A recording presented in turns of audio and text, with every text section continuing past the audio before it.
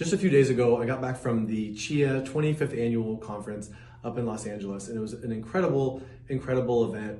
Got to meet people from all over the world and learn so much about what's going on in our industry.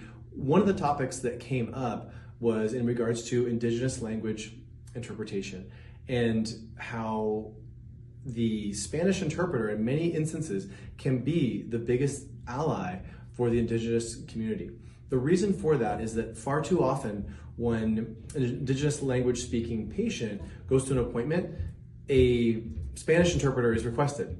Might be because they have a name that looks like they might speak Spanish, or physically they're assuming that this individual speaks Spanish based on their appearance.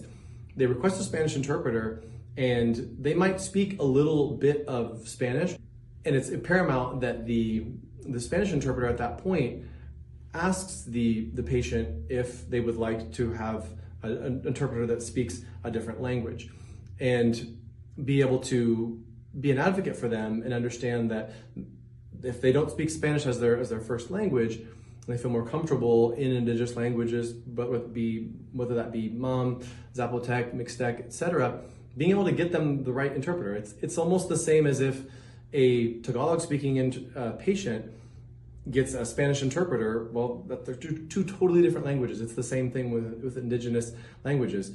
There might be a couple words that sound somewhat similar, but for the most part, it's two totally different languages. And the Spanish interpreter can really be that liaison between the patient and the provider, making sure that a Indigenous language interpreter is requested, stopping the appointment. We requested the wrong language here, and ensuring that the patient knows that they can have one provided, and also that the provider understands that those languages can be provided as well.